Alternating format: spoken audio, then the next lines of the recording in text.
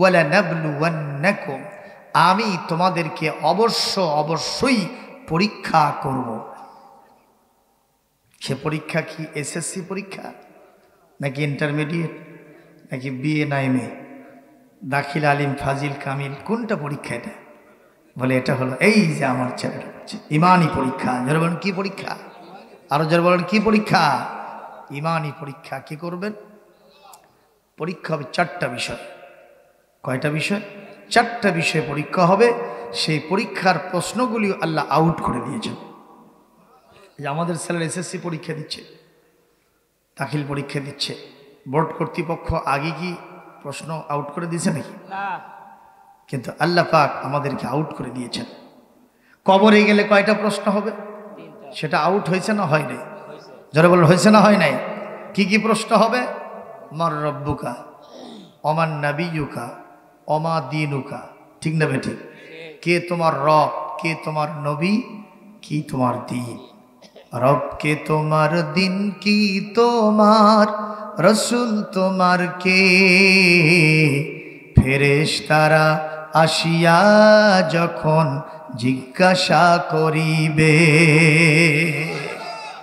এই 3টা প্রশ্নের জবাব গোটা পৃথিবীতে 60, 70, 80, 100 বছর হায়াত যারা পেয়েছি, আমাদের পুরো জীবন মিলে আল্লাহ বলছেন এই 3টা প্রশ্নের অ্যান্সার রেডি করে নাও। যদি মনে করেন এখানে মুখস্থ করে যাব, রব্বি আল্লাহ, কি রব্বি আল্লাহ, তারপরে নবিয়ুনা মুহাম্মদ রাসূলুল্লাহ, দীনুনা আল ইসলাম, আমার রব আল্লাহ, আমার নবী মুহাম্মদ সাল্লাল্লাহু আলাইহি ওয়াসাল্লাম এবং আমার দিন ইসলাম। এটা মুখস্থ করতে করতে যদি আপনি মুখ দিয়ে ফেনা তোলেন, কসম আল্লাহর কোরআন হাতে রেখে বলছি, কবরে গিয়া যখন প্রশ্ন হবে আপনি বলবেন হা হা হা লা আদরি, কিছুই বুঝি না। কথা কি বোঝেন নেই? এটা কেমন হবে? কেন হবে? বলে আপনি ওই বিষয়টা আমল না করা পর্যন্ত এটা কিয়ামতে গিয়ে আপনার মুখে আসবে না। ঠিক না ঠিক? যেমন আল্লাহকে যদি কেউ রব মানে, তাহলে আল্লাহকে আইনদাতা মানতে হবে, বিধানদাতা মানতে হবে, সার্বভৌমত্বের মালিক মানতে হবে, রিজিক দাতা মানতে হবে। এই পৃথিবীতে আমরা যারা বলবো লা ইলাহা ইল্লাল্লাহু মুহাম্মাদুর রাসূলুল্লাহ সাল্লাল্লাহু, এই ঘোষণা দেওয়াও সারা সমস্ত ক্ষমতা আল্লাহকে ছাড়া আর কাউকে দেওয়া যাবে। এই কথাটা আগের জামানায় আবু জেহেল, আবু লাহাব, উতবা, শাইবা, ওয়ালিদ বিন মুগিরা যতটা বুঝতো, এখন বাংলাদেশের অনেক বড় মুসলমানেরাও সেটা বোঝে না। কথা কন না কেন? আপনি যদি গিয়া গণভবন, বঙ্গভবনে, প্রধানমন্ত্রীর অফিসের সামনে আর প্রেসিডেন্টের অফিসের সামনে, সংসদ ভবনে বড় বড় তসবির দানা নিয়ে জিকির করেন লা ইলাহা ইল্লাল্লাহ, লা ইলাহা ইল্লাল্লাহ, এ কথা বলাও সারা আপনার জন্যে একটা ব্যবস্থা হওয়া সারা। সেটা কি? হয়তোবা আপনাকে ওই এমপি সাহেব, মিনিস্টার সাহেব, প্রধানমন্ত্রী কিংবা প্রেসিডেন্ট পকেট থেকে 500,000 টাকা বের করে দেবে। কথা কন না কেন? অথবা আপনার জন্য একটু খাবারের ব্যবস্থা হবে। ঠিক না বে ঠিক? কিন্তু এই কথাই যখন আবু জেহেল, আবু লাহাব, উতবা, শাইবা, ওয়ালিদ বিন মুগিরার সামনে গিয়ে বলা হয়েছিল, তখন তারা বলেছিল, হে আমার বাহিনী, কে কোথায় আছো? দেরি করো না, একে অ্যারেস্ট করো, বেলালকে ধরো, খাব্বাব, খোবাইব, আম্মার, ইয়াসারকে ধরো, সুমাইয়াকে ধরো, ওদেরকে সাইজ করে জমিন থেকে বিদায় করে দাও। তার কারণ হচ্ছে লা ইলাহা ইল্লাল্লাহ মানে হলো আবু জেহেলের আইন মানি না, আবু লাহাবের আইন মানি না, উতবা, শাইবা, ওয়ালিদ বিন মুগিরার আইন মানি না, যার আইন মানি তিনি কে? এই কথা যদি আমাদের এখানকার মন্ত্রীরা বুঝতো, সংসদ সদস্যরা বুঝতো, প্রধানমন্ত্রী, প্রেসিডেন্ট বুঝতো, তাহলে কি ওকে বিরিয়ানি দিত, হাদিয়া তোহফা দিত? কি করত? র্যাবক ডাকো, পুলিশক ডাকো, আর্মিক ডাকো, জঙ্গিবাদের লিস্টের মধ্যে ঢুকে দাও। কথা কন ঠিক না ঠিক? তাহলে বোঝা গেল লা ইলাহা ইল্লাল্লাহর জিকির হচ্ছে ঠিক, কিন্তু ভেতরে কি আছে আমি সেটাই জানি না। কথা বলে না কেন? এইটা যদি আমরা ঠিক মতো বুঝতাম, বাংলাদেশ এতদিন পর্যন্ত ইসলামী রাষ্ট্র হয়ে যেত। ঠিক তবে ঠিক ভাইজান বলেন? আহা, পৃথিবীর সব নবীরা এই স্লোগান দিয়েছে, যার কারণে সমকালীন যুগের শাসকদের তার সাথে তাদের গন্ডগোল হয়েছে। এই জন্যই গন্ডগোল। ইব্রাহিমের সাথে নমরুদের গন্ডগোল, মুসার সাথে ফেরাউনের গন্ডগোল, আমার নবীর সাথে আবু জেহেলের গন্ডগোল। এই একটা মাত্র কারণে। সম্মানিত উপস্থিতি, সেই গন্ডগোলের ধারা এখনো অব্যাহত আছে না নাই? জনগণ আছে না নাই? কিয়ামত পর্যন্ত হক এবং বাতিলের এই ধারা, এই দ্বন্দ্ব, চিরন্তন দ্বন্দ্ব, এটা ছিল, আছে, চলতেই থাকবে। জোরে বলেন ইনশাআল্লাহ। আমার ভাইরা, আল্লাহ রাব্বুল আলামিন বলেন, এই পৃথিবীতে আমি তোমাদেরকে পরীক্ষা করব কয়টা বিষয়ে। খালি পরীক্ষা করব না, অবশ্যই পরীক্ষা করব। এক নম্বর পরীক্ষা হবে ভীতি দ্বারা, ভয় দ্বারা। দ্বিতীয় নম্বর পরীক্ষা হবে ক্ষুধা দ্বারা। তৃতীয় নম্বর পরীক্ষা হবে জান এবং মালের ক্ষতি দ্বারা। আর চতুর্থ নম্বর পরীক্ষা হবে আমাদের ফল এবং ফসল, যে সমস্ত জমিনে ক্ষেত খামার আছে, এগুলো আল্লাহ পাক নষ্ট করে দিয়া আমাদেরকে পরীক্ষা করবেন। এই পরীক্ষায় পাশ করবে তারা, এই পরীক্ষায় ধৈর্য ধরতে পারবে যারা। জোরে বলেন সুবহানাল্লাহ, আরো জোরে বলেন সুবহানাল্লাহ। এই পৃথিবীতে যারাই ধৈর্যশীল হতে পারবে, এরাই সবচাইতে বেশি সফল হবে। ঘোষণাকার আরো জোরে।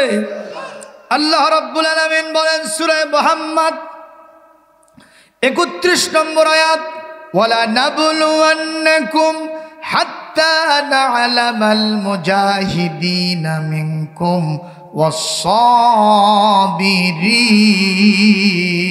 ওয়াস-সাবিরিন। এই পৃথিবীতে দুই শ্রেণীর মানুষকে আমি পরীক্ষা করব। এক শ্রেণী তোমাদের ভিতরে যারা মুজাহিদ, নিজের দ্বীন ঈমান ইসলাম টিকে রাখার জন্য সংগ্রাম মুখর যারা থাকে, আমি এই সমস্ত মুজাহিদদেরকে পরীক্ষা করে বাছাই করব। আর দুই নম্বর যারা ধৈর্যশীল, আমি তাদেরকে বাছাই করে আমার জান্নাতে দিয়ে দিব। পৃথিবীতে সবচাইতে বেশি পরীক্ষার সম্মুখীন হয়েছে যারা ফার্স্ট ক্লাস ইমানদার ছিলেন, তারা হলো আল্লাহ পাকের নবিয়্যিন, মুরসালিনগণ। জোরে বলেন সুবহানাল্লাহ। নবীদের পরীক্ষা কম হয়েছে না বেশি হয়েছে? সহজ হয়েছে না কঠিন হয়েছে? ঠিক না বেঠিক? একটু খেয়াল করেন, ইব্রাহিম আলাইহিস সালামকে আল্লাহ পাক কিভাবে পরীক্ষা করেছেন। সব পরীক্ষার কথা বাদ দিলাম, আগুন জ্বলতেছে দাউ দাউ করে, ঠিক কিনা? নমরুদ 40 দিন পর্যন্ত দেশের বিভিন্ন জায়গা থেকে ট্রাকের পর ট্রাক, সেই সমস্ত ট্রাক ছিল না তো, ওই রকম বড় বড় যানবাহনের মাধ্যমে বড় বড় গাছগুলো কেটে নিয়ে এসে খুঁড়ি বানায়া উত্তপ্ত করেছে আগুন। কত বছর? কি বলে কতদিন? 40 দিন। লেলিহান আগুন। সে আগুনের ভিতরে হযরতে মূসা কি বলে ইব্রাহিম আলাইহিস সালামকে ফেলে দেবে কে? নমরুদ। ইব্রাহিম আলাইহিস সালাম ভয় থেকে পেছন দিকে গেছেন না, জান্নাই। তিনি যখন আগুনের দিকে যাচ্ছেন, নজর করে দেখতেছেন আগুনের ভিতরে ফেলার জন্য তার মনের একটা আফসোস, তার আপন জন্মদাতা পিতা আজর পর্যন্ত নমরুদকে সাহায্য করতেছে। এটা হলো বড় আফসোস, ঠিক কিনা কর? আপন পিতা, জন্মদাতা পিতা, তিনি যদি সন্তানকে আগুনের ভিতরে ফেলে দেওয়ার জন্য জালেমদের সাহায্য করে, এর সমান দুঃখ কষ্ট কি আর আছে? মানসিক একটা মর্মজ্বালা। আহা, এই মুহূর্তে জিবরাইল আলাইহিস সালাম এসে বলতেছেন, ইব্রাহিম,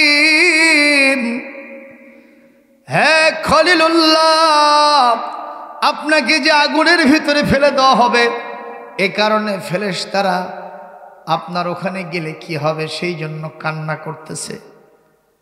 আমরা এসেছি, আপনি একটু বলেন, আল্লাহর কাছে গিয়ে আপনার ব্যাপারে একটু দরখাস্ত করব। হযরত ইব্রাহিম আলাইহিস সালাম বললেন, তুমি কি আল্লাহর অনুমতি নিয়ে আমার কাছে এই কথা জিজ্ঞাসা করতে আসছো? বলে, না, আমাদের দয়া হয়েছে তাই আসছি। ইব্রাহিম আলাইহিস সালাম বললেন, খবরদার এই কথা দ্বিতীয়বার আমার সামনে বলবেন না।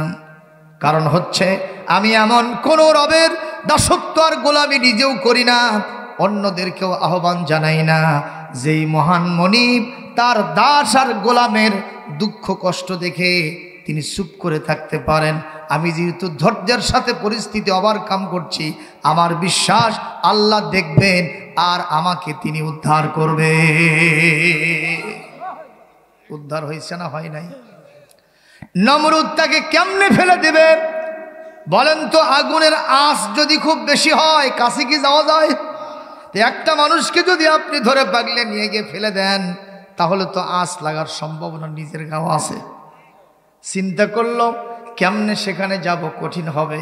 একটা সড়ক বানাও। কি বানাইছে? সড়ক বানাইছে। সড়কের মাথায় হযরতে ইব্রাহিম খলিলুল্লাহকে বেঁধে দিয়েছে, আর সড়কটা ওখান থেকে তোলার জন্য চেষ্টা করা হচ্ছে। ইব্রাহিম আলাইহিস সালাম কয়জন? আর ওদিক থেকে ওই সমস্ত নমরুদের জল্লাদ বাহিনী, একজন ধরে হয় না, দুইজন ধরে হয় না, তিনজন ধরে হয় না, চারজন ধরে হয় না, বারবার চেষ্টা করা হয়েছে। কখনো ওই ইব্রাহিম আলাইহিস সালামকে সড়ক এরকম ওপরে উঠানো যায় না, ওপর দিকে উঠতে নমরুদের বজম ফ্রেন্ড সাদিকুন হামিম অন্তরঙ্গ বন্ধু ছিল মিস্টার ইবলিস শয়তান, নাউজুবিল্লাহ। কোন সে এসে বলতেছে, ও মাই ডিয়ার ফ্রেন্ড নমরুদ, কি করতেছ? বলে ইব্রাহিমকে ওর ভিতরে ফেলে দিব। আমরা কিন্তু সড়কটা তুলতে পারছি না। বলে তুলতে পারা সম্ভব নয়। কেন? বলে তোমার কয়জন বাহিনী এখানে ধরছে? বলে আমার যারা বাহিনী ছিল, জল্লাদ বাহিনী, এখানে যারা দায়িত্বপ্রাপ্ত সবাইকে ধরাই দিয়েছি। বলে তোমার সমস্ত ল্যান্ড ফোর্স, এয়ার ফোর্স নিয়ে এসে যদি এখানে ধরো, ওনাকে তোলার জন্য পারবে না। সঙ্গে সঙ্গে নমরুদ জিজ্ঞেস করলো কেন? বলে 70,000 ফেরেশতা ওই জায়গাতে ইব্রাহিমের সাথে ওই সড়কটার মাথা ঠেসে ধরেছে। জোরে কর আল্লাহু আকবার। কত হাজার? আরো জোরে বলেন, কত হাজার ফেরেশতা? নমরুদ বলতেছে ফেরেশতার সাথে পারা তো খুব কঠিন। ঠিক তবে ঠিক, কারণ একজন ফেরেশতার গায়ে যত শক্তি আছে পৃথিবীর সমস্ত বাহিনী তার সাথে পারবে না। কথা বলতে হবে। ওই আবু জেহেলের সেলাসা মুন্ডারা এসে বলে, নেতাজি আপনি চিন্তিত কেন? বলে চিন্তিত হব না কেন? শুনলাম মুহাম্মদ বলেছে আমি নাকি জাহান্নামে যাব, আর সেই জাহান্নামের গেটে প্রহরী থাকবে, বাওয়াব থাকবে, দ্বার রক্ষক থাকবে 19 জন ফেরেশতা। আলাইহা 19। কতজন? 19 জন ফেরেশতা থাকবে, আমাকে জাহান্নামে ঢুকাই দিয়া গেটের ভিতরে পাহারা দেবে। আমি এজন্য চিন্তা করতেছি আমার ওখান থেকে বাড়ানো উপায় কি? তোমরা কি পারবা? একজন বলতেছে আমার কাছে কিছু না। কিভাবে কি করবা তুমি? আপনি তো জানেন আমি ইবনুল আসাদ, আমি হলাম সবচাইতে বেশি শক্তিশালী মানুষ। সুতরাং আমি সেই মুহাম্মাদের রবের বানানো জাহান্নামের গেটে যাব। 19 জনের ফেরেশতার 10 জনকে নেব ডান হাতে, আর 9 জনকে নেব বাম হাতে। শুধু এরকম একটা ঝাঁকুনি মারবো, ওরা 10-20 হাত দূরে গিয়া পড়ে সব ভাঙে চলে শেষ। আর আপনাকে ফুলের মালা দিয়া জাহান্নাম থেকে বের করে নিয়ে আসবো, স্লোগান দিয়ে দিয়া আবার মক্কার চেয়ারে বসায় দিব। পাগলের মাথা খারাপ হয়েছে। পাগলের কি খারাপ হয়েছে? এই কথা যখন বলল আবু জেহেল তখন বগল বাজায় আর বলে, যাক আচ্ছা সেনাবাহিনী আমি পাইছি, ফেরেশতাদেরকেও কুবকাত করবে। সঙ্গে সঙ্গে আমার নবীর উপরে কোরআনে কারীমের সূরাতুল মুদ্দাসসিরের 31 নম্বর আয়াত নাজিল করলেন কে? ওয়ামা ইয়ালামু জুনুদু রাব্বিকা ইল্লাহু। হে নবী, আপনার নবীর সেনাবাহিনীর সদস্য সংখ্যা কত, তাদের শক্তি কত, তাদের শৌর্য বীর্য কত, এটা আপনার রব ছাড়া আর কেউ জানে না। একটু জোরে কর আল্লাহু আকবার, আরো জোরে কর আল্লাহু আকবার। আমাদের দেশের র্যাব, পুলিশ, আর্মি, বিজিবি যত যৌথ বাহিনী আছে তাদের চাইতে ফেরেশতাদের শক্তি বেশি না কম? আরো জোরে কম। এমনকি আমার নবীরকে ওরা গাল দিয়েছে গণক, কবি, জাদুকর, বলছে না? পাগল বলছে না? নবীজি কাঁদতেছেন বসে থেকে। জিবরাইল আলাইহিস সালাম এসে বলতেছেন, কাঁদেন কেন? বলে, যে জিনিসের সাথে আমার সম্পর্ক নাই সেগুলো আমার সাথে জুড়ায় দেয়, আমার তো কলিজা ফেটে যাচ্ছে। আল্লাহু আকবার, জোরে কর। যে মানুষ যে কাজ করেনি সেটা যদি তার সাথে জুড়ে দেওয়া হয়, এই মানুষের কলিজা কাটে না? কলিজা কান্দে না? জোরে বলুন, কান্দে না? এই যে জুলাইখা ইউসুফ আলাইহিস সালামকে কি বলছিল যে এই ছেলেটা, আপনি যখন রাজকার্যে থাকেন, ওই তার স্বামীকে বলতেছে আজিজ মিশরকে, আপনি যখন রাজকার্যে থাকেন তখন এই ছেলেটা আমার সাথে এই ধরনের খারাপ আচরণ করছে, আপনার বিবির ইজ্জতের উপরে হাত দিয়েছে। ইউসুফ আলাইহিস সালাম কি এই কাজ করছে? একটু জোরেকন করছে? হযরত ইউসুফ আলাইহিস সালাম তখন মনের দুঃখ, কষ্ট, আফসোস একটা কথা বললেন, ইন্নামা আশকু বাথি ওয়া হুজনি ইলাল্লাহ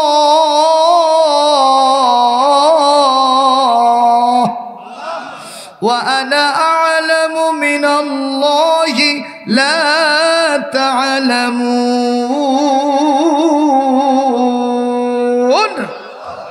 আর জোরে বলেন আল্লাহু আকবার।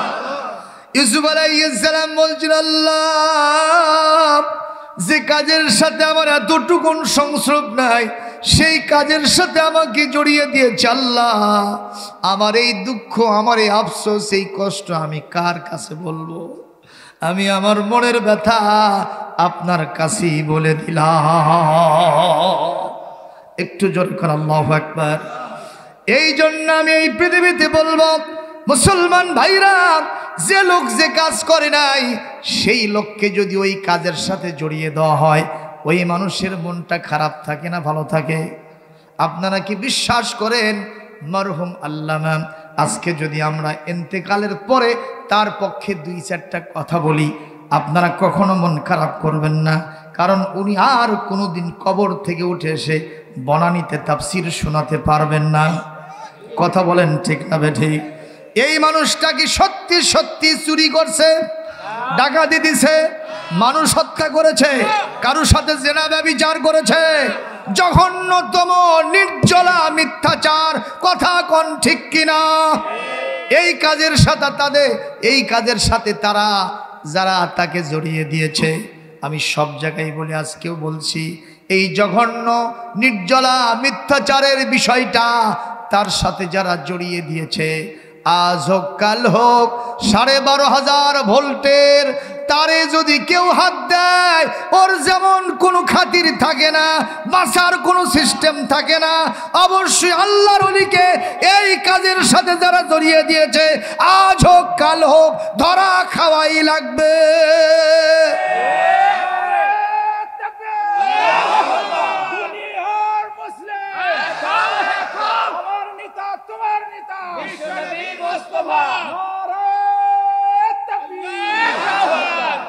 জোরে বলুন, কথা ঠিক না ঠিক? কি বসার জায়গা নাই নাকি?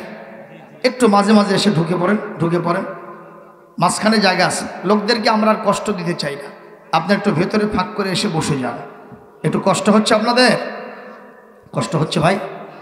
একটু জিকির করেন, লা ইলাহা ইল্লাল্লাহ,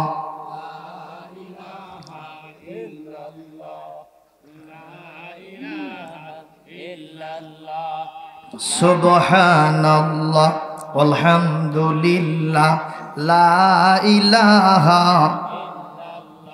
সুবহানাল্লাহ আলহামদুলিল্লাহ, লা ইলাহা ইল্লাল্লাহ, লা ইলাহা ইল্লাল্লাহ মুহাম্মাদুর রাসূলুল্লাহ সাল্লাল্লাহু আলাইহি ওয়াসাল্লাম।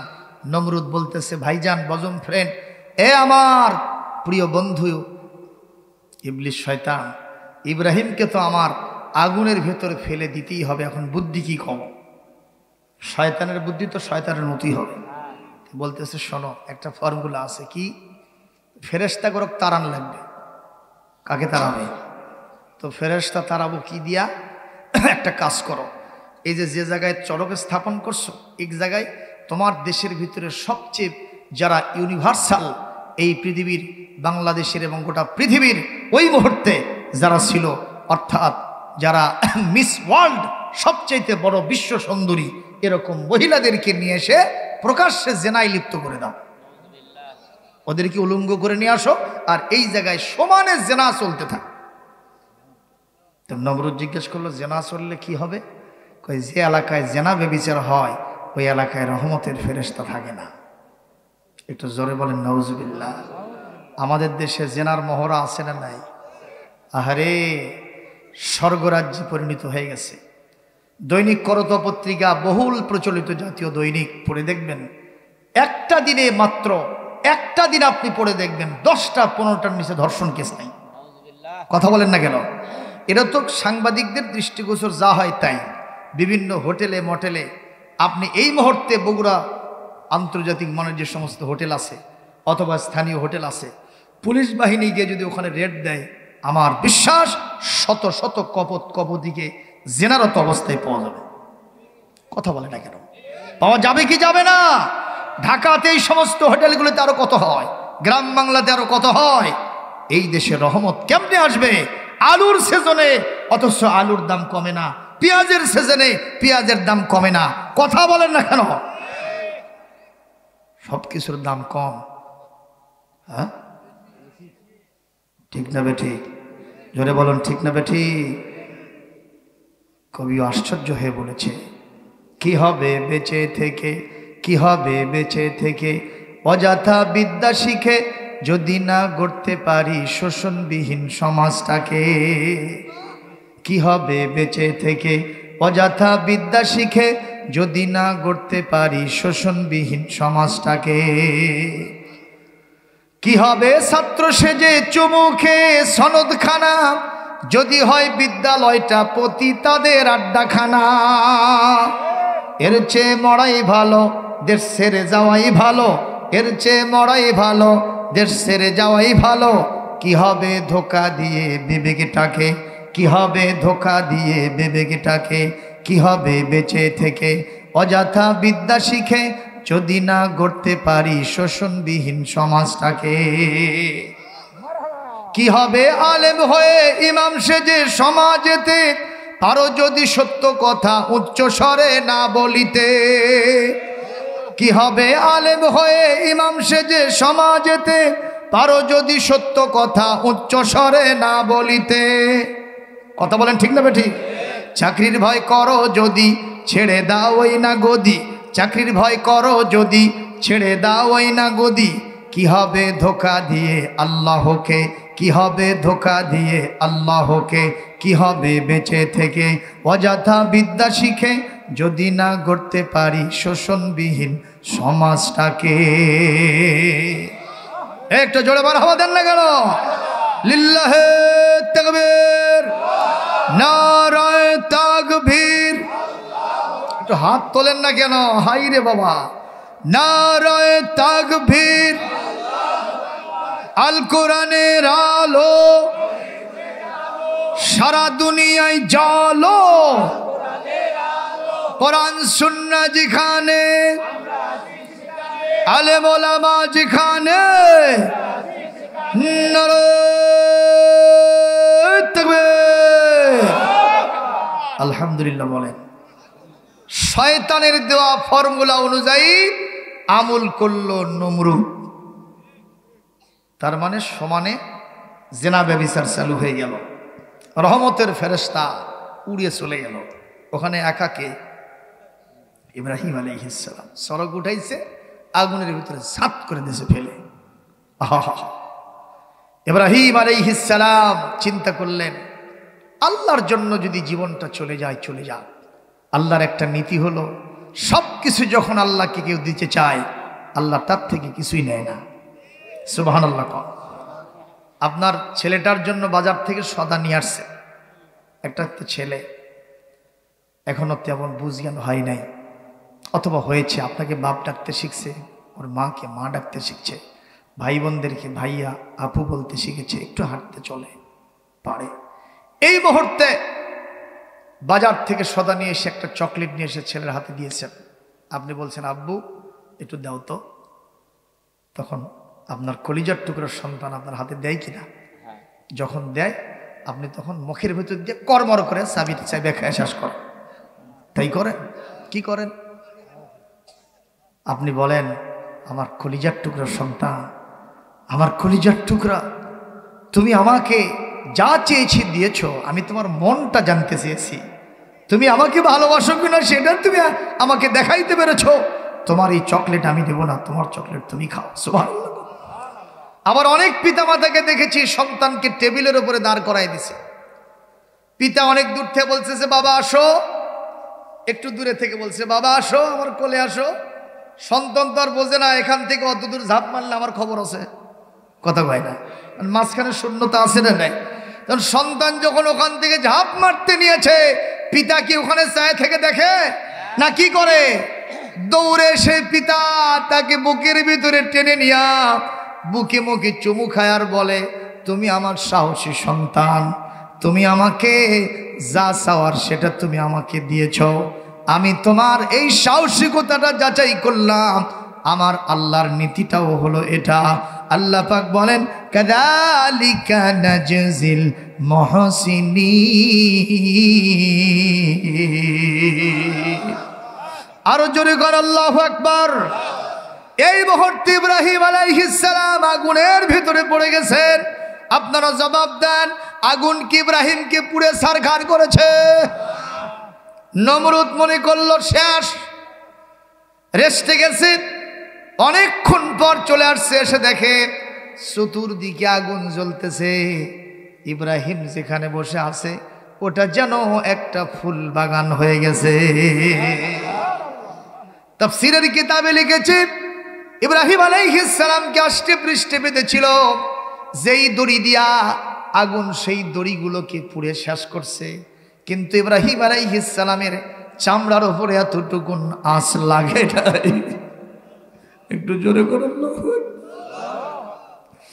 নমরুদ বলতেছে আগুন তোর কি জ্বালানো দাহ্য শক্তি নিষ্প্রভ হয়ে গেল?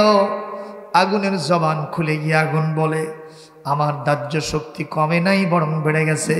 যদি টেস্ট করতে চাও ও নমরুদের বাচ্চা নমরুদ আসো, আসো, তোমাকে শুদ্ধা তাম পৃথিবীর সবাইকে মুহূর্তের ভিতরে জ্বালায়া ছারখার করে দিতে পারি। এই মুহূর্তে আল্লাহর খলিল দোস্ত ইব্রাহিম আলাইহিস সালামের এক গাছা পশম আমি জ্বালাতে পারি না। একটু জোরে করে আল্লাহু আকবার। কারণ আগুনের যিনি স্রষ্টা, আওয়াজ দিয়ে বলেন তিনি কে? আফারাআইতুমুন নারাল্লাতী তুরুন আনতুম আনশাআতুম শাজারাতাহা আম নাহনুল মুনশিউন। একটু জোরে বলেন না আল্লাহু আকবার, আরো জোরে বলেন না আল্লাহু আকবার। মুসলমান, আপনারা হয়তো প্রশ্ন করতে পারেন ইব্রাহিম আলাইহিস সালাম আগুন থেকে বেঁচে গেলেন, কিন্তু 50 বছরের মুফাসসির কেন জেল থেকে বের হতে পারল না? প্রশ্ন আছে না নাই? কথা কয় না। এই যে শবে বরাতের রাত্রে আমরা যখন ওয়াজ করলাম, আল্লাহ সবই দেয় এই রাত্রিতে। আমাকে আসে একজন কয় হুজুর বিয়ে করেছি 25 বছর, পাইছি, সববার আল্লাহর কাছে দোয়া করছি, আল্লাহ একটা সন্তান দাও, সন্তান দাও, আজ পর্যন্ত কোনো খবর নাই। আমাকে ধরছে এরকম করে, কথা বোঝেন নাই? যে আপনারা যে বলেন সবে বরাতে সব দোয়া কবুল হয়, তো তাহলে আমার এই 25 বছর ধরে আল্লাহর কাছে দোয়া করতেছে আল্লাহ সোল দাও, সোল দাও, তা আল্লাহ দেয় না কে? দোয়া বলে কবুল হয় তো হলো না কে? জবাব দেওয়া কি সহজ না কঠিন? এ জোরে কোন সহজ না কঠিন? এক লোক করছে কি জানেন, শবে বরাতের রাত্রিতে যখন ইমাম সাহেবের কাছে মসজিদ ওয়াজ শুনছে যে ওই রাত্রে হায়াত মৌত রেজেক দৌলত সব হয়, উনি কাছে আমার হায়াতও দরকার নেই, মৌত তো চাই নাই, আর রেজেকও দরকার নেই, আমি দৌলত চাই, মানে মাল চাই। ওই এত বড় একটা মাটির ঢিপি নিয়ে এসে বুঝছেন একেবারে রুমাল দিয়ে ঢাকে থুয়ে বসে আছে। ইমাম সাহেবরা দোয়া করতেছে, ওই হাত তুলছে, আল্লাহ ও আল্লাহ, কিছুই চাই না, খালি এই মাটির ঢিবিটা তুই খালি সোনা বেনে দে। কথা বোঝেন নাই? সারা রাত নিন নাই ঘুম নাই, খালি বলি আল্লাহ মাটির ঢিপি তুমি সোনা বানায় দাও, মাটির ঢিপি তুমি সোনা বানায় দাও। সারা রাত দোয়া করছে। ওই না দেখে আর আরেক ভাই তাই আর সেটি বসছে, কয়েছে যদি সোনার ঢিপি হয় ওর অর্ধেক পেলে আমারও কাম ছাড়া, জনগণ ঠিক না বেটি, ওর সাথে না আমিন আমিন কইবারে, তুই আসে ওটি আমিন আমিন ধরছে। এখন ফজরের যখন আজান হয়েছে, যে হাদিসে শুনছে হাত্তা ইয়াতলু আল ফজরু, যতক্ষণ পর্যন্ত ফজরের আজান না হয় ততক্ষণ পর্যন্ত আল্লাহ দেওয়ার জন্য খালি ডাকতেই থাকে। সুবহানাল্লাহ কাল কয়ের আরো জোরে কর। যে আজান হয়েছে তখন বলছে বাস কাম হয়ে গেছে। এই মুহূর্তে দুই ভাই করছে পারে, এটা তো খুলবুরে, আশেপাশে তো মেলা মানুষ আছে, যদি দেখে তো খবর আছে। যাই হোক, তারপরে কি হলো একটু দেখাই হোক না কেন। আস্তে আস্তে দুই ভাই বিসমিল্লাহ কইয়া ওটি খোলা শুরু করছে। খুলে দেখে ওই মাটি আরো চকচকা মাটি হচ্ছে, সোনা লয় রূপা লয় কিচ্ছু লয়, মাটি পড়ে আছে। কথা বোঝেন নাই?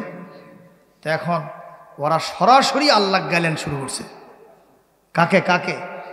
আমাদের দেশে কয় না, ধান দাঁড়ে দেশে যদি পানি আসে কয় মরার দেওয়া মরে না, কে রে দোয়া দেওয়া কাক বানাছে, এদের ভাবখানা কি? একটু জোরে নাউজুবিল্লাহ কও। এটা মহিলা মানুষের আবার বেশি কয়। আল্লাহর নবী মেরাজ থেকে এসে বললেন, এই মহিলার জাত তাসাদ্দাক না, বেশি বেশি দান কর। কেন?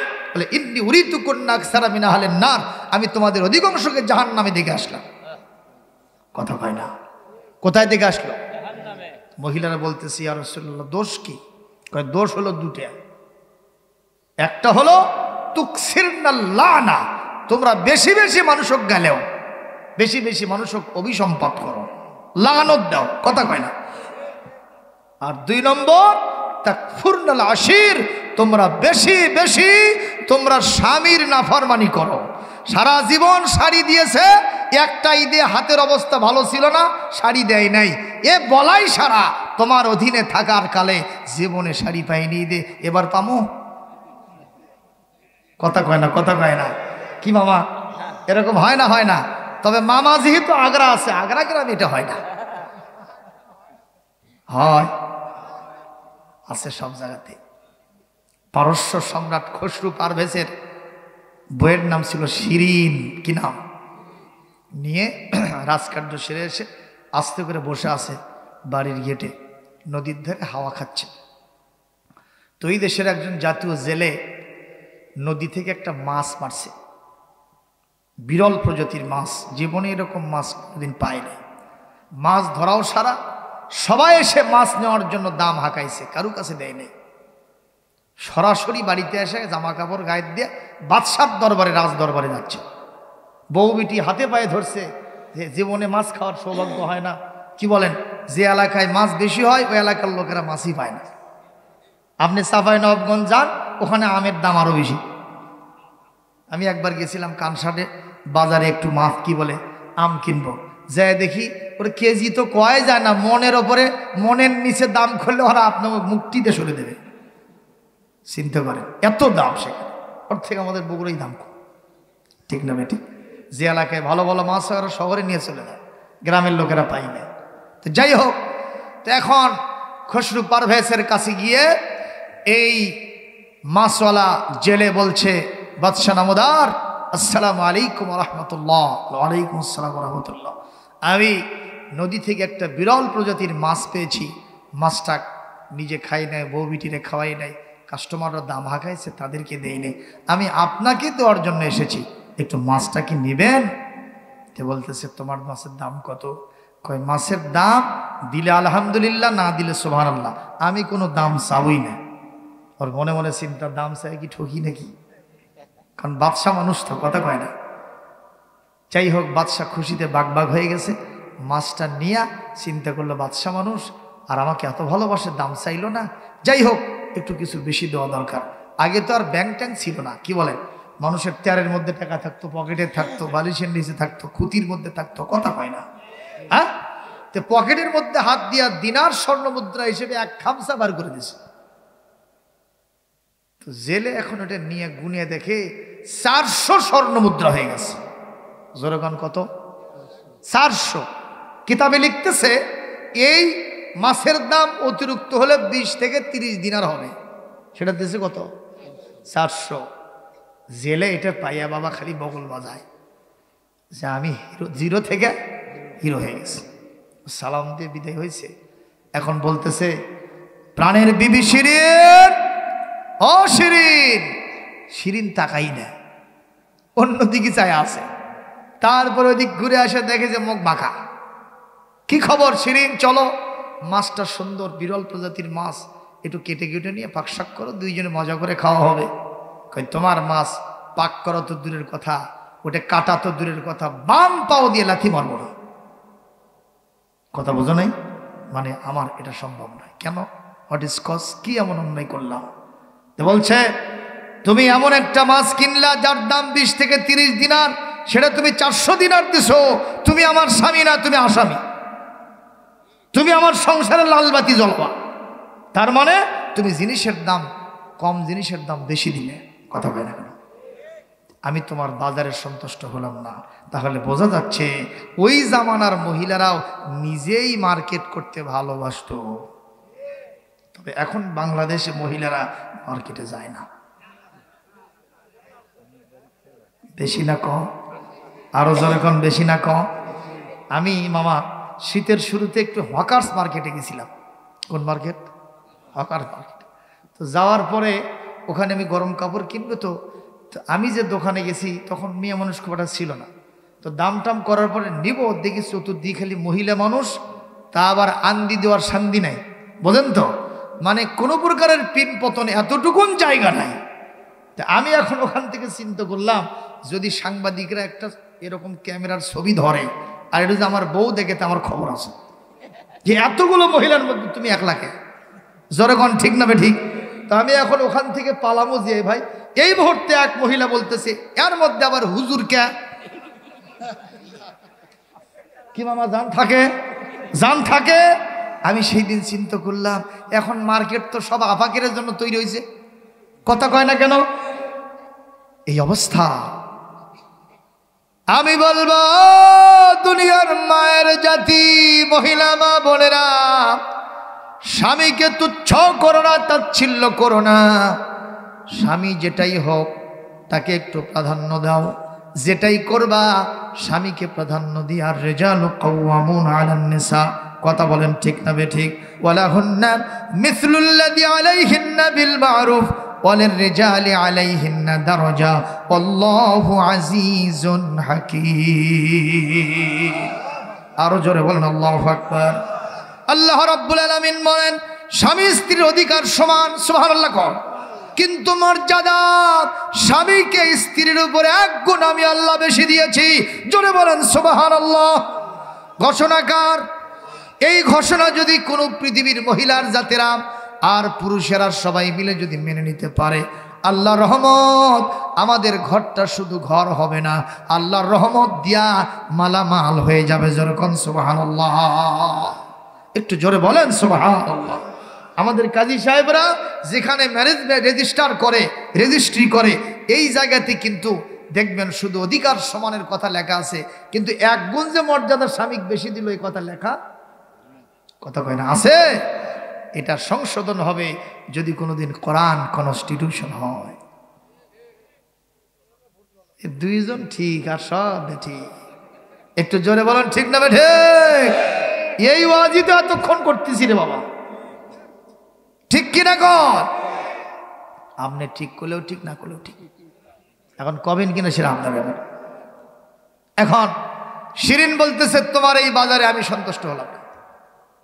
তুমি বাজার করতে চাও? তোমার থেকে আমি অনেক ভালো বাজার করি, বেশি দামের জিনিস কম দাম দিয়ে কিনি। সত্যি কি তাই? খালি আপা করে ডাক দেওয়া সারা, কলজা ঠান্ডা হওয়া সারা, ভ্যানিটি ব্যাগ খুলে খালি দিচ্ছে। কথা কয় না বারে?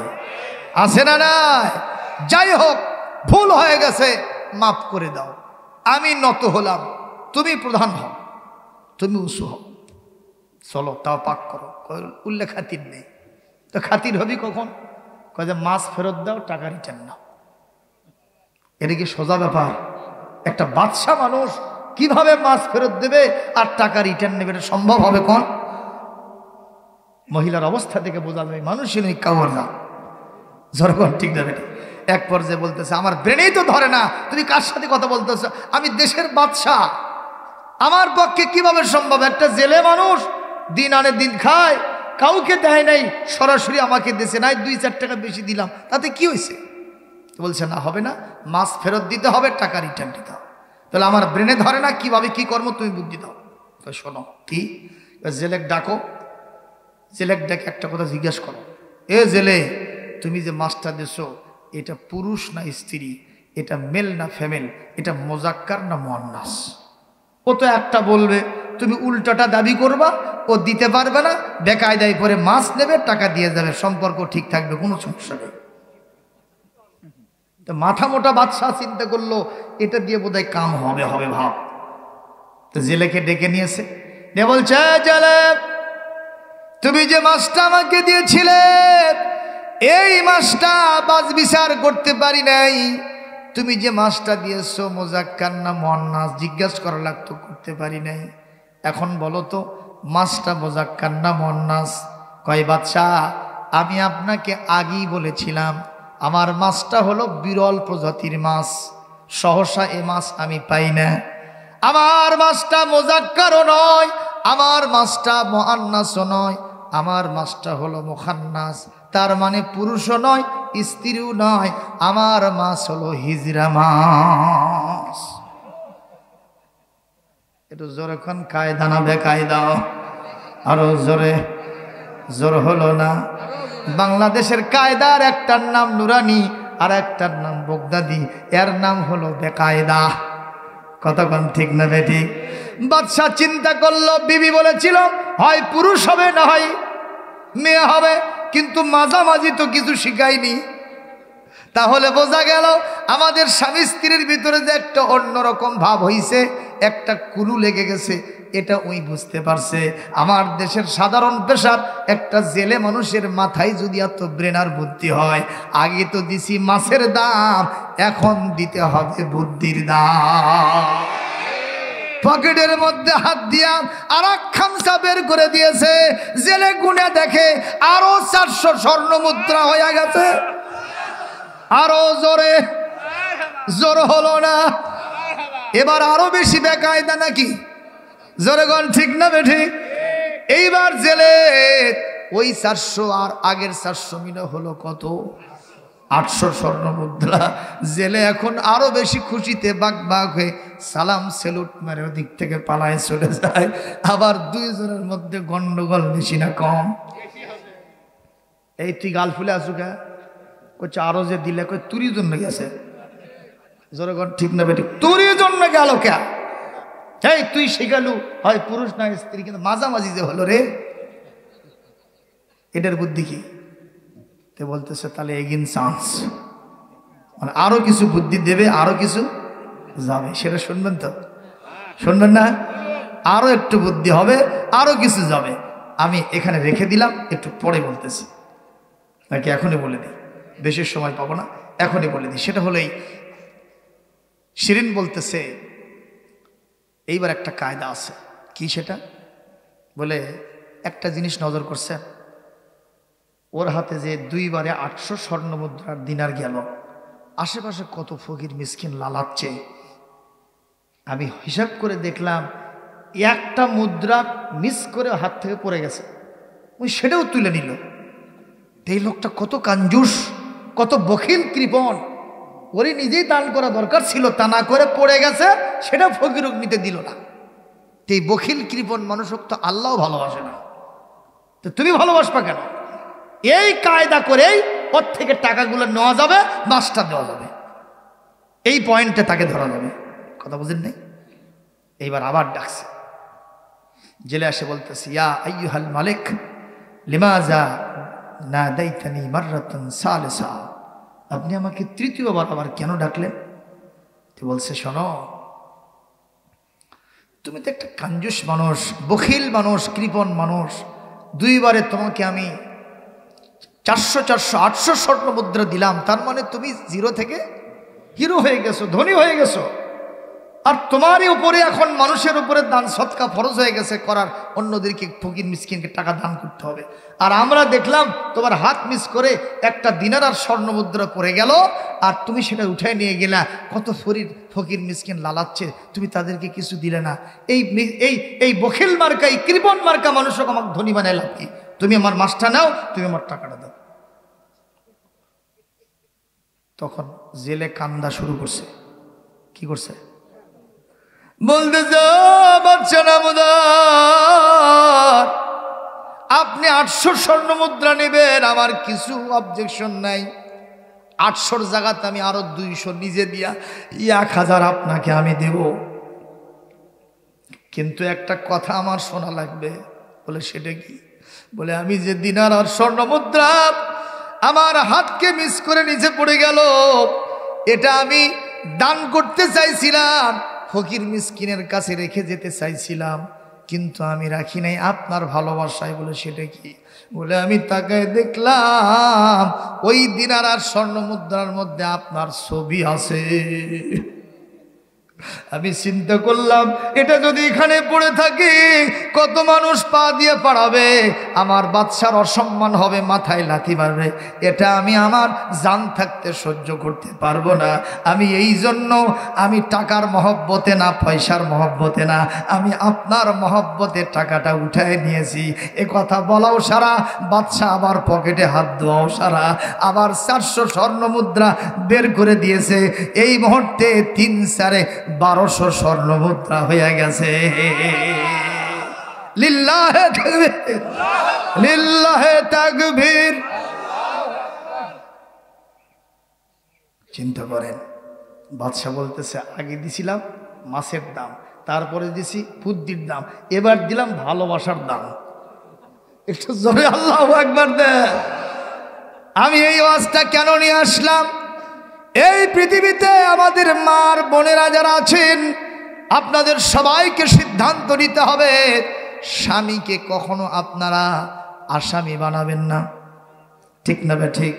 স্বামীকে কখনো ঘৃণা করবেন না। আপনার স্বামীর বুদ্ধি জ্ঞান একটু আপনার চাইতেও বেশিও থাকতে পারে, কমও থাকতে পারে, চেহারা স্বরূপ একটু খারাপ হতে পারে, হাতের অবস্থা কখনো ভালো থাকবে, কখনো খারাপ থাকবে। আপনি হলেন তার অর্ধাঙ্গিনী। এই পৃথিবীতে সংসার পরিচালনা করার জন্য স্বামীকে সহযোগিতা করা একজন বিবির, সলেহা নারীর নৈতিক দায়িত্ব। জোরে কোন ঠিক কিনা? আল্লাহ তৌফিক দান করুন। একটু জোরে বলি না সুবহানাল্লাহ? জোরে বলি আল্লাহুম্মা আমিন। আমার নবীর স্ত্রীগণ, আম্মা জানেরা, আমার নবীর কাছ থেকে কোনোদিন ভালো কোনো খাবার দাবি করে নিতে পারেন নাই, কোনো ভালো কাপড় চোপড় নিতে পারেন নাই। হুনাইনের যুদ্ধ যখন হয়ে গেল, মুসলমান যখন কাফেরদের উপরে বিজয় লাভ করলো, অনেকগুলি মালামাল মুসলমানদের হাতে চলে আসলো। নবীজির সমস্ত স্ত্রীগণ, আমাদের মায়েরা এসে রাসূলুল্লাহর কাছে বলছেন, ইয়া রাসূলুল্লাহ, জীবনে অনেক সময় আপনার হাতের অবস্থা ভালো থাকে না, আমরা তেমন ভালো শাড়ি পাই না, টাকা পয়সা পাই না, কাপড় চোপড় পাই না। এখন তো আপনার অবস্থা অনেক ভালো, আমাদেরকে একটু ভালো ভালো কাপড় চোপড় দেন, আমাদেরকে একটু ভালো ভালো খাবার দেন, একটু ভালো বিছানা বালিশ দেন। এ কথা বলাও সারা, মহান আল্লাহর আরশে আজিমে সারা জাগাও সারা। সঙ্গে সঙ্গে লিল্লাহে তাকবীর, লিল্লাহে তাকবীর। দিন ইসলাম, দিন ইসলাম। ওলামা যেখানে, ওলামা যেখানে। লিল্লাহে তাকবীর। 28,000-ই পেছনে বসে আছে। আল্লাহু আকবার। মামা মাইকটা নিয়ে আসেননি? হ্যান্ড মাইক এটা থাকি কিন্তু সাথে, ভালোই বারে, যেখানে যাই সেখানে পাশাপাশি থাকি। কি বলেন? এই লোকগুলো মারা গেলে তখন এগুলো মনে হবে না? আল্লাহ পাক ওনাদেরকে ভালো রাখুন। এই সমস্ত দিনই মাহফিলে তাদের আরও বেশি উপস্থিতি জানান দেওয়ার তৌফিক দান করুন। জোরে বলি আল্লাহুম্মা আমিন। আপনাদের অসুবিধা হচ্ছে নাকি? ইব্রাহিম আলাইহিস সালামকে আল্লাহ রাব্বুল আলামিন এক গাছা পশমও জ্বালান নাই, আগুন দ্বারা। ঠিক না ঠিক কর? আমি কোন কথা নিয়ে আসলাম আপনাদের মনে আছে? ওই যে শবে বরাতে মাটির ঢিপি আছে, ঠিক কিনা কর? এই মুহূর্তে ওই দিক দিয়ে একজন আলেম সাহেব যাচ্ছিল। কে? আলেম সাহেব। জিজ্ঞেস করলে, তোমরা এখানে আল্লাহ গালি পারতেছো কেন? আল্লাহ গালি দাও কেন? কয় যে আল্লাহ গালি দিচ্ছে এজন্য এই হুজুররা মিথ্যা কথা কষে। গত জুমায় যেভাবে ইমাম সাহেব ফুটি উড়ালো, এই রাত্রিতে যে দোয়া করা হবে সেটাই কবুল হবে। কিন্তু এই মাটির ঢিবিটা নিয়ে সারা রাত বসে থাকলাম, আর খালি সোনার ঢিবি এইভাবে বলতে বলতে আল্লাহর কাছে মুখের ফেনা তুললাম। দুই ভাই মিলে হাঁটো নিয়ে দোয়া করলাম, কবুল হলো কোনটি? এখনো না, ওই মাটি আছে। আল্লাহ কি আসলে আসে নাকি? একটু নাউজুবিল্লাহ জোরে কর। কারণ হুজুর সাহেবের মাথায় কিছু ঘিলু আছে না নাই? জোরে কোন আছে না নাই? এই কোরআন বলতেছে এই পৃথিবীর হুজুরদের মাথাতে বেশি ঘিলু আছে। বলবেন যে আপনার মাথায় না, আমারটা না, ওই যে ওই ভাইয়েরও না।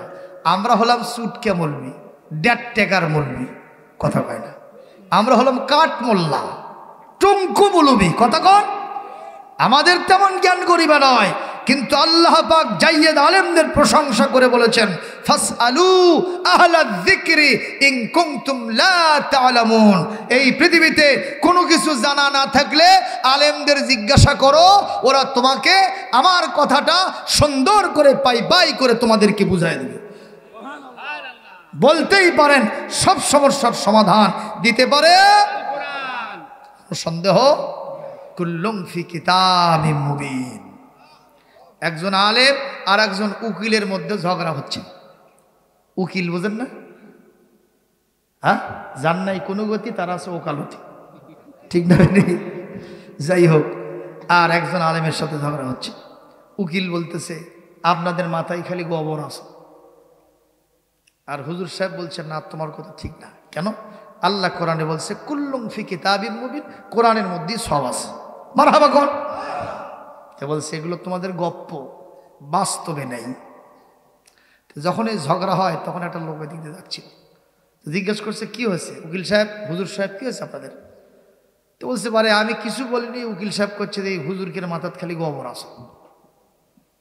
তো ঠিকই তাই। আচ্ছা, আমি একটা সাধারণ মানুষ একটা প্রশ্ন করবো, দিই কার মাথার গোবর আছে আর কার মাথার ব্রেন আছে, আমি এটা পরীক্ষা করব। তখন ওই লোক জিজ্ঞেস করছে যে, উকিল সাহেব একটা কথা কন তো, এই যে বিশাল একটা পুকুর দেখা যাচ্ছে না? বলে, হ্যাঁ। এই পুকুরত কয় গ্লাস পানি আছে বন্ধ? উকিল করছে, তোর মাথাত আছে গু, অর্থ তাও গোবর আছে, তোর মাথাত গু আছে। বলছে কেন?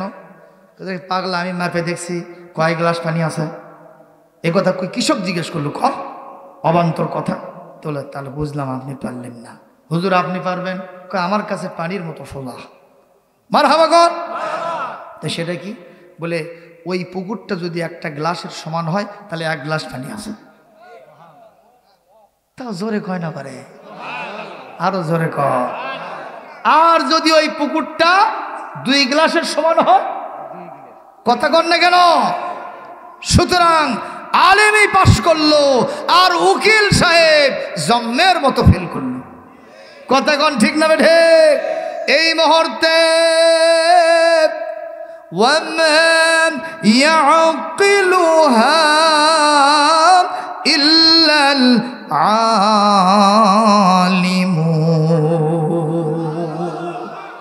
আরো জোরে করে আল্লাহু আকবার।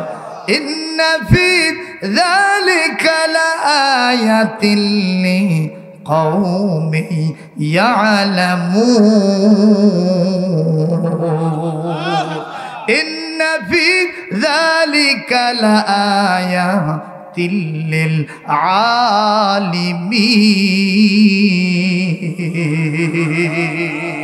একটু জোরে বলতে হবে আল্লাহু আকবার। আল্লাহ পাক বলেন, যারা আলেম তাদের কাছে আমার কোরআনের জ্ঞান বেশি আছে। যদিও মুমতাজ ম্যাডাঙ্ক আমার কাছে সিয়াসাত হাদিস, বুখারী শরীফ, মিশকাত শরীফ, তিরমিজি শরীফ, আবু দাউদ শরীফ, ইবনে মাজাহ শরীফ, মিশকাত শরীফ বলে সিয়াসাত, এগুলো সব আমার জানা। তার মানে বোঝা যায় ওই হাদিসের হাফেজা। কথা কয় না?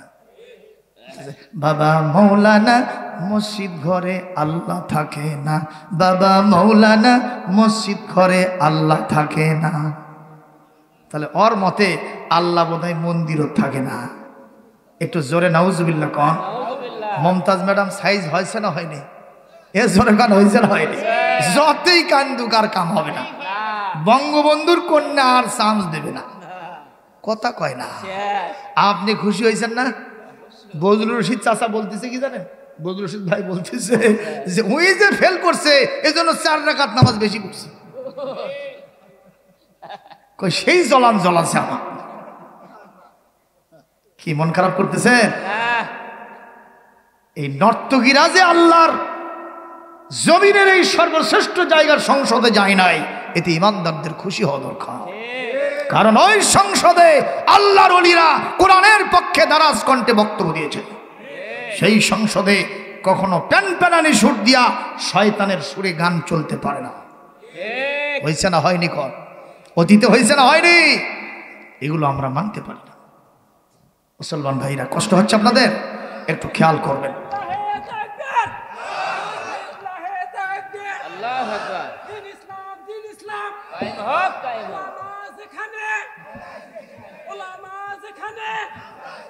আমার নেতা তোমার নেতা, বিশ্বনবী মুস্তাফা নেতা তোমার নেতা।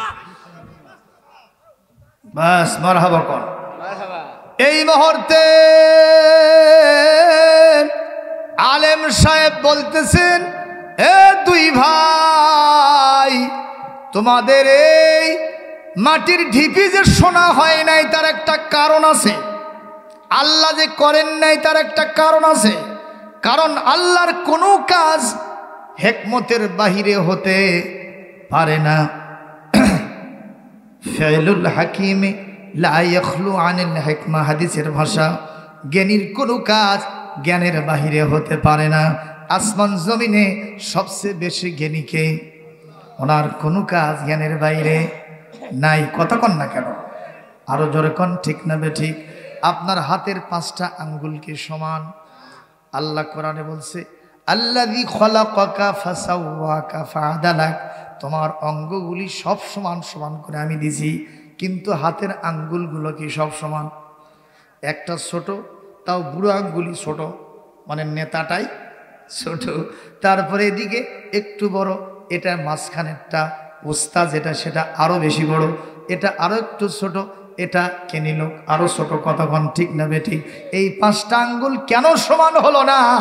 এর ভেতরে একটা কিন্তু আছে না নাই? এখানে কেন বুড়ি ব্যাস দিয়েছেন? যদি না হতো কি হতো? সোজা যদি হতো, লাঠি দিয়া গুতে গুতে খাবার ওর মুখে আপনি দিতেন, আপনার মুখেও দিত, মুখের ভেতরে দিতে গিয়া নাকের মধ্যে যেত। কথা কয় না? এই যে বিষয়গুলি মহান আল্লাহ পাক বলেন এর ভেতরে আমার কিন্তু আছে। 2 ভাই, মাটির ঢিপি সোনা হয় নাই তার একটা কারণ হলো এই মুহূর্তে যদি এই মাটির ঢিপিটা সোনা হতো, আল্লাহ কোরআনে বলছেন, আল্লাহকুমুত তাকাসুর হাত্তা যুরতুমুল মাকাবির কাল্লা সাউফা তা'লামুনা সুম্মা কাল্লা সাউফা তা'লামুন বাল তু'থিরুনাল হায়াতাদ দুনিয়া ওয়াল আখিরাতু খায়রুন ওয়া আবকা। এই 2 ভাই ওই সোনা নিয়ে গন্ডগোল লাগতো। কথা কয় না? একজন বলতো এটা আমার, আর একজন বলতো এটা আমার। যদি একটু ভাগ করে দিত, ওই একজন কম পাওয়ার পরে সে বলতো না আমি সমান ভাগ নেব। এইভাবে কথা কাটাকাটি, তারপরে কিলিয়াকিলি, তারপরে ঘুষাঘুষি, তারপরে লাঠিয়ালাঠি, তারপরে ছুরি কাটারি, জোরে কোন ঠিক না বেঠিক? একে অপরে রক্তপাত করে তোমরা 2 ভাই জমিন থেকে শেষ হয়ে যেতে। তোমাদের কামাই করা সোনা অন্যরা নিয়ে বগল বাজাইতো। এজন্য আল্লাহ মনে করতে এই মুহূর্তে এটা সোনা বানায় দিলে ওদের ভিতরে গন্ডগোল হবে, ওরা শেষ হয়ে যাবে। এই জন্য না বানানি ভালো। জোরে কোন সুবহানাল্লাহ। একটু জিকির করেন, লা ইলাহা লা ইলাহা লা ইলাহা ইল্লাল্লাহু মুহাম্মাদুর রাসূলুল্লাহ সাল্লাল্লাহু আলাইহি ওয়াসাল্লাম। আমার আর সময় বেশি দরকার হচ্ছে না, ইতিমধ্যে আলুঘাটার সাটা হয়ে গেছে। সম্মানিত উপস্থিতি, একটা আলোচনা নিয়ে আসছিলাম। এই পৃথিবীতে আল্লাহ পাক ইমানদারদের ভেতরে ঢুকে দেন, সর্বনাশ হবে না? হবে না। মানে একটা শিয়াল বলতেছে যে আমাকে একটু মুরগি মুরগি ভাব লাগে। এই কথা শুনে যদি শিয়ালক মুরগির ঘরের ভেতর ঢুকে দেন, তো মুরগির বংশ আরো বাড়বে না? যখন বাড়বে না? তো এই ট্রান্সজেন্ডারটা দিয়া আমাদের ছেলেগুলোকে শেষ করে দেওয়ার চেষ্টা হয়েছিল। আলেম ওলামার দারাজ কণ্ঠ এবং তাদের শৌর্যবীর্য দেখে আল্লাহর রহমতে এটা উঠে যাবে। জোরে কোন ঠিক না বেঠিক? আরো জোরে বলেন ঠিক না বেঠিক? এই আলেমদের হায়াত আল্লাহ বাড়ায় দিন। জোরে বলি আল্লাহুম্মা আমিন। আর আপনার বিবির অসুখ হবে, সন্তান সন্ততির অসুখ হবে, কেউ জমিন থেকে বিদায় হয়ে চলে যেতেও পারে। অনেকগুলি ওয়াজ আছে, আজকে সেটা করতে পারলাম না। এখান থেকে বাঁচার একটাই উপায়, যদি আপনি হুতাশ করেন, আপনি হার্ট অ্যাটাক করে আপনি সঙ্গে সঙ্গে স্ট্রোক করে মারা যাবেন। আর যদি সবুরের সাথে থাকতে পারেন, ইমানটাও তাজা হবে। আল্লাহর রহমতে আপনার জন্য আল্লাহর পক্ষ থেকে বরকত নাজিল হবে ঘোষণাকার। এরপরে ৪র্থ নম্বর, ফল এবং ফসলের বিভিন্ন জমিন থেকে উৎপাদিত পণ্যগুলি মাঝে মাঝে জমিন থেকে বিদায় হয়ে যাবে, নষ্ট হয়ে যাবে। এতেও আপনার সবুর করতে হবে। যেরকম ঠিক না বেঠিক? হযরতে আইয়ুব আলাইহিস সালাম, আল্লাহ পাক তাকে জমা দান করেছিলেন, রাজত্ব দান করেছিলেন, চাকর নৌকর দান করেছিলেন, ভেড়া বকরি গরু ছাগল উটদুম্বা দান করেছিলেন কে? এমনকি তার অনেকগুলি বিবি ছিল, 7 জন সন্তান ছিল, 4 জন ছেলে সন্তান আর 3 জন মেয়ে সন্তান। তিনি একদিন আল্লাহর কাছে বললেন, আল্লাহ, এত আনন্দ উৎসব, এগুলোতে থেকে থেকে আমার ইমানটা বড় অকেজ হয়ে যাচ্ছে। একটু পরীক্ষার ভেতরে আপনি আমাকে অবতীর্ণ করেন। যদি পরীক্ষায় ফেলান, আমি চেষ্টা করব ধৈর্যের মাধ্যমে আপনার ওপরে তাওয়াক্কুল করে এই পরীক্ষায় পাশ করার জন্য। জোরে কোন আমিন। শয়তান যে বলতেছে, আল্লাহ, এই আইয়ুব যে এত নামাজ পড়ে আপনার জন্য, এই আইয়ুব যে এত দিনের কাজ করে, এটা কি জন্য করে জানেন? কি আপনি যে এতগুলো দিয়েছেন এই জন্য, এগুলো যাতে না যায় সেই জন্য। আল্লাহ বলেন, না না, আমি ওর অবস্থা জানি। ও হচ্ছে আমার আসল ভক্ত, আসল অনুরক্ত, সে আমার নবী। জোরে কোন মারহাবা। শয়তান করে না, তাহলে আপনি একটু টান দিয়েই দেখেন না কেন? তো আল্লাহ পাক আইয়ুব, শয়তান এরকম পরামর্শ দিচ্ছে, তুমি কি করবা? হযরত আইয়ুব ইসলাম বললেন, আল্লাহ একটু পরীক্ষা করেন, দেখা যাক কি করা যায়। আমি আল্লাহর আপনার উপরে তাওয়াক্কুল করা ছাড়া অন্য কারো উপরে করবো না। মারহাবা। কোরআনে কারীমের সূরা ইব্রাহিমের 12 নম্বর আয়াতে আসছে। এই আয়াতটা একটু তেলাওয়াত করি, কষ্ট হবে না আপনাদের? এখন তাহাজ্জুদের রক্ত কোরআন তেলাওয়াত করলে কারেন্টের মতো আল্লাহর কাছে কবুল হয়ে যাবে। জোরে কোন আল্লাহু আকবার। ওয়ামা লানা আল্লা নাতাওয়াক্কালা আলাল্লাহি ওয়া ক্বাদ হাদানা সুবুলানা وَلَنَصْبِرَنَّ عَلَى مَا آذَيْتُمُونَا وَعَلَى اللَّهِ فَلْيَتَوَكَّلِ الْمُتَوَكِّلُونَ।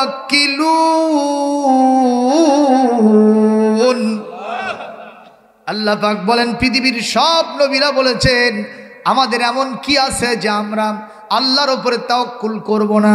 তোমরা যত অত্যাচার নির্যাতন করবে, এর মোকাবেলায় অবশ্যই আমরা আল্লাহর জন্য ধৈর্য ধরব। সুবহানাল্লাহ। জোরে কর। আইয়ুব আলাইহিস সালাম চেয়ারে বসে আছে, একদল লোক দৌড়ে এসে বলতেছে, হুজুর সব শেষ। কি বলে? আপনার বিরাট মাঠ ভরা ফসল ছিল, হঠাৎ করে কোথা থেকে যেন আগুন আসে, সমস্ত ফসল এখন কাটার উপক্রম হয়েছে। সেই অবস্থায় সবগুলি ফসলগুলি পুড়ে ছারখার হয়ে গেছে। উনি বলতেছেন, আলহামদুলিল্লাহ। একটু জোরে কর, আরো জোরে কর। শয়তান তখন বলল, এটা তো বেকায়দা হয়ে গেল রে। উনি তো ধৈর্য ধরল। এরপরে 7 জন সন্তান পাঠশালায় পড়তে গেছে। কয়জন? 4 জন ছেলে, 3 জন মেয়ে। দৌড়ে আসছে একদল লোক, এসে বলতেছে, হুজুর অবস্থা খারাপ। কি বলে? আপনার 7 জন সন্তান যে স্কুলে পড়তে গিয়েছিল, ওই উস্তুর স্কুলের ওই উপর তালা, ওটা একেবারে ভেঙে গুড়মুড়ো হয়ে আপনার সন্তানদের উপরে পড়ে গেছে, একটা সন্তানও জীবিত নাই, সবগুলো বিদায় হয়ে গেছে। উনি বলতেছেন আল্লাহর মাল আল্লাহ নিয়ে গেছে, আমি করব কি, আলহামদুলিল্লাহ বলে উনি সেজদায় পড়ে গেছে। সুবহানাল্লাহ জোরে বলেন না ভাই, আরো জোরে বলেন সুবহানাল্লাহ। আর এক দল এসে বলতেছে হুজুর শুনছেন আপনার বিশাল পশুপাল জমিনে ঘাস খাইতেছিল, হঠাৎ করে কোথা থেকে কি যেন এক গজবার আদাব আসলো, সমস্ত পশুগুলো মরে পাটকাট লাগছে। উনি বলেছেন আলহামদুলিল্লাহ, আরো জোরে কর আলহামদুলিল্লাহ। এরপরে সর্বশেষ আল্লাহ তার শরীরে রোগ দিলেন, বেদি দিলেন, উনি কিছু বলতেছিলেন না, পচে গেল পুরো শরীরটা। চার যতগুলো বিবি ছিল সব বিবিগুলো বিদায় হয়ে চলে গেল। এক মুহূর্তে যখন তার জিহ্বার ভিতরে পোকা দিয়েছে, এই মুহূর্তে এট ফার্স্ট হযরত আইয়ুব আলাইহিস সালাম আল্লাহর কাছে মুনাজাত করতেছে, রব্বি আন্নী মাসসানি আদ-দুররু ওয়া আনতা আরহামুর রাহিমিন। আল্লাহ পুরাটা শরীর পোকা দিল, আমি কোনোদিন অবজেকশন জানাই নাই, শুধু ধৈর্য ধরেছি। আমি এতদিন যেই জিহ্বা লিসানে জাকির হিসেবে আপনার প্রশংসা করেছি, শুধু আপনার জিকির করেছি, আমি এখন দেখতেছি আমার জিহ্বাতেও পোকা দিয়েছে। আমি আমার জিহ্বাটা আপনার জন্য আপনার স্মরণে নড়াতে পারছি না, সরাতে পারছি না। আল্লাহ গো, জিহ্বাটা যদি ভালো রাখেন আপনার মতো মহান রবের জিকির আমি ওটা দিয়ে করব, আর যদি ভালো না রাখেন আমি আপনার শুকরিয়াটা কেমনে জানাবো? মেহেরবানি করে, আমি অসুস্থ আর আপনি হলেন রহমানুর রহিম। এই কথা বলাও সারা আল্লাহ রাব্বুল আলামিন তার দোয়াটা কবুল করাও সারা। সঙ্গে সঙ্গে আল্লাহ পাক বিশাল সুন্দর একটা কায়দা কৌশলে আইয়ুব আলাইহিস সালামের জীবনের আমূল পরিবর্তন করে দিলেন। রহিমাকে বলে, রহিমা তুমি সরে যাও, সবাই যখন গেছে তুমি কেন থাকবে, আমি তো পচা, আমার কাছে থাকা যাবে না। রহিমার স্বামী ভক্ত, পতিপরায়ণা স্ত্রী, তিনি বললেন আমি থাকবো সেখানে স্বামী আছে যেখানে। লিল্লাহে তাকবীর। সুলাইমানকে করেছো মাওলা তক্তের ভিখারি, আইয়ুব নবীকে করেছো মাওলা রহিমার সঙ্গের সাথী। সুতরাং আজকে আগ্রায় যারা আছেন মা বোনেরা, আপনাদের সবাইকে করজোরে নিবেদন করব, স্বামী যদি অসুস্থ হয় আপনি তার পাশে থাকবেন, সেবা করবেন। আবার স্বামীদেরকে বলবো, স্ত্রীর বিপদ মুসিবত অসুস্থ হলে আপনি মনে করবেন না এ অকেজ হয়ে গেছে, একে বাদ দিয়ে নতুন আরেকটা নিয়ে আসতে হবে। যেই বিবিটা আপনার ঘর সংসার তিলে তিলে গড়ে তুললো, আপনি কেমনে তালাক দেন, আপনি কেমনে তার প্রতি অত্যাচার নির্যাতন করেন, আপনি কেমনে তাকে ছেড়ে আরেকজনের সাথে মাতামাতি করেন, এগুলো করা যাবে না। মহান আল্লাহর জন্য ধৈর্য ধরতে হবে। কথা বলেন ঠিক কিনা? যদি ধৈর্য ধরতে পারি আল্লাহ আমাদের সাথে থাকবেন। আমি আপনাদের সকলকে এতক্ষণ ধরে কষ্ট দিলাম, সোনারা মন খারাপ করেছেন? আমি তো আর ঢাকা থেকে আসিনি, আমার বাড়ি কোনটি বাবা? পানিহালি। পালেন পালেন পানিহালি, এত সই করে কর দরকার নেই। এই হুজুরি চলতেছে অনেক দিন ধরে, একটু দোয়া করেন। সেই চলছে আশ্বিন মাস থেকে আগামী রোজার একদিন আগ পর্যন্ত, 10ই মার্চ পর্যন্ত ইনশাল্লাহ চলতে থাকবে। আজকে এখানে এত রাত পর্যন্ত থাকলাম, আগামীকাল চলে যাব সেই চাঁপাইনবাবগঞ্জ, একেবারে সীমান্ত এলাকায়। আপনারা দোয়া করবেন ইনশাল্লাহ, আল্লাহ রাব্বুল আলামিন যেন আমাদের সবাইকে কোরআনের জন্য কবুল করেন। আজকে যা বললাম আমি নিজেও যেন আমল করতে পারি, আপনাদের সকলের জন্য আমলের খোরাক দেই। সামনে কি মাস আসতেছে ভাইজান? রমজান। কতদিন আছে? 15 দিনেরও কম, 13 দিন 12 দিন আছে। আপনারা রোজা রাখবো তো ইনশাল্লাহ? আস-সাইমিন ওয়াস-সাইমাত, যারা রোজাদার পুরুষ হবে, যারা রোজাদার নারী হবে, আ'আদ্দাল্লাহু লাহুম মাগফিরাতাও ওয়া আজরুন আযীমা, আল্লাহ পাক তাদের জন্য ক্ষমা দিবেন, আল্লাহ তাদের জন্য জান্নাত দিবেন।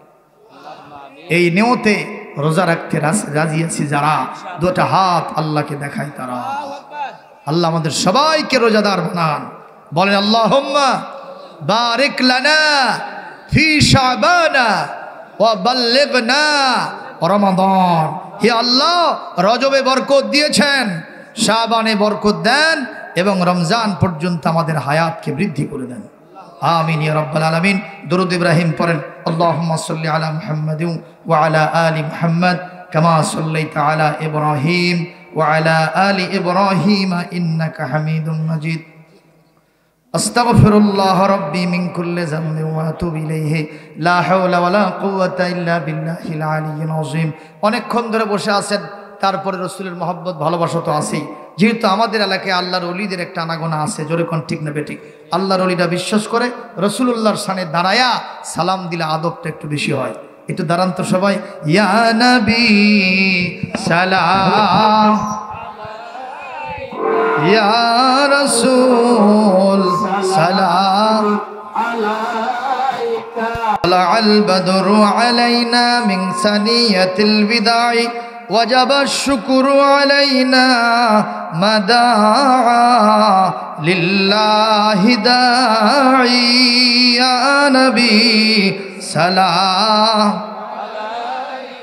يا رسول سلام عليك يا حبيب سلام عليك صلوات الله মোদেরে ইয়তিম বানাইয়া আসেন গো রাসূল শুয়ে ওই মদিনা। সম্বল নাই যাব কেমনে, দেখা দাও ওহে রাসূল স্বপনে। ইয়া নবী সালাম يا رسول سلام عليك يا حبيب سلام عليك صلوات الله يا رب صل وسلم دائما ابدا على نبيك خير الخلق كلهم बेजाय रब मेरे दुरूद सलाम बरगुजीद नबी पर अपनी मुदाम बलगल उला बिकमालिही कशफत दुजा बिजमालिही सुनत जमीओ खिसालिही सल्लु अलैहि व आलिही ना लनकुनन्न मिनल खासिरीन।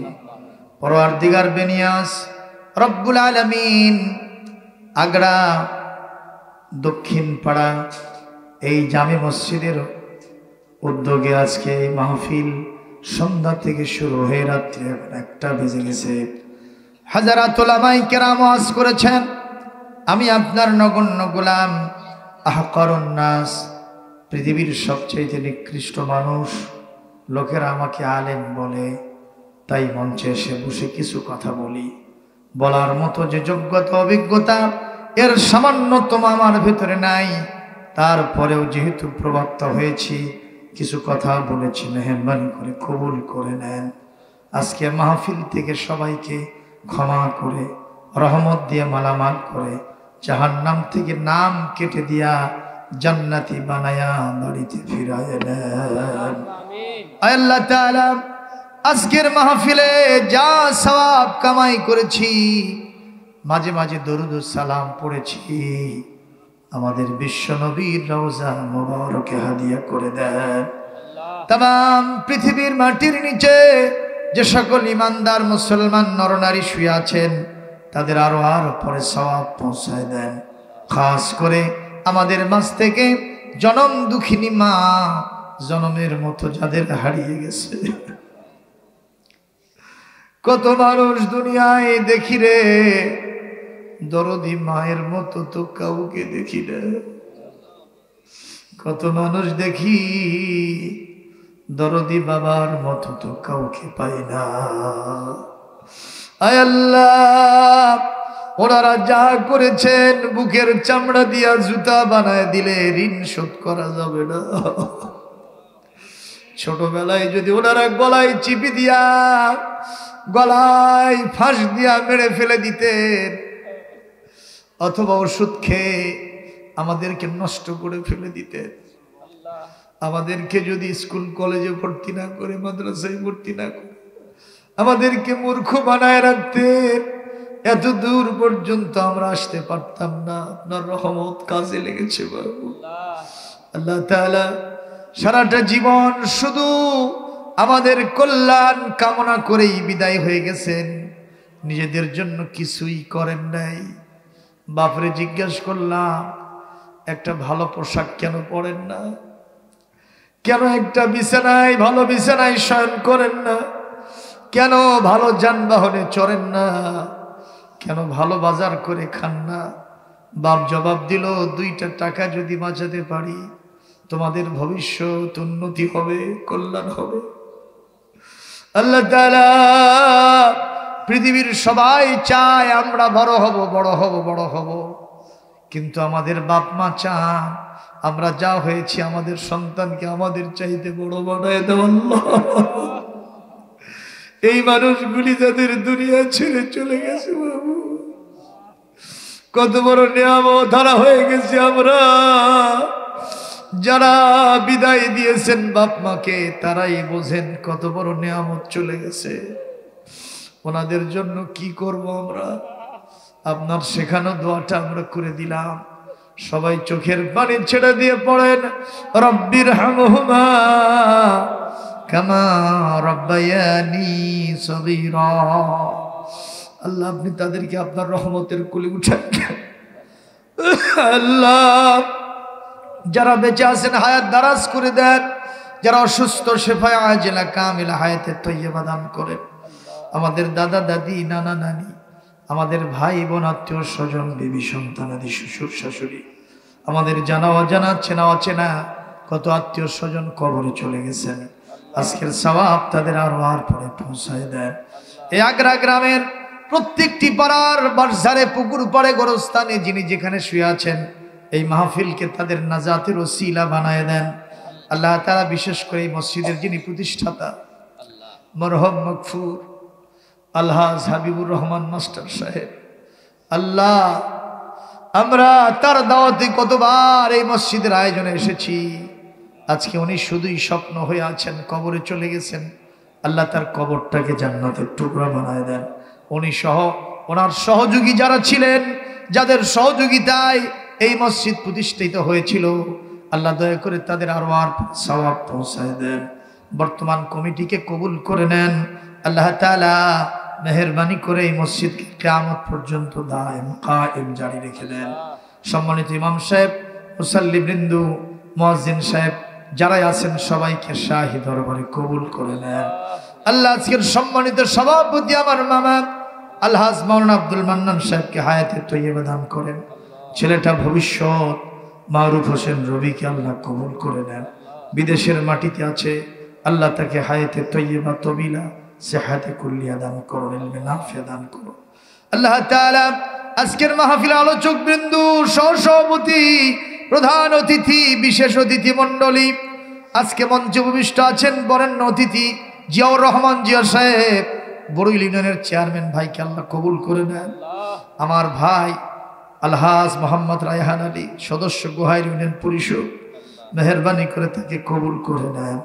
আল্লাহ নতুন সম্পর্কে আমরা আবদ্ধ হয়েছি, মেহেরবানি করে সম্পর্কের ভিতরে বরকত দিন, মালামাল করে দেন।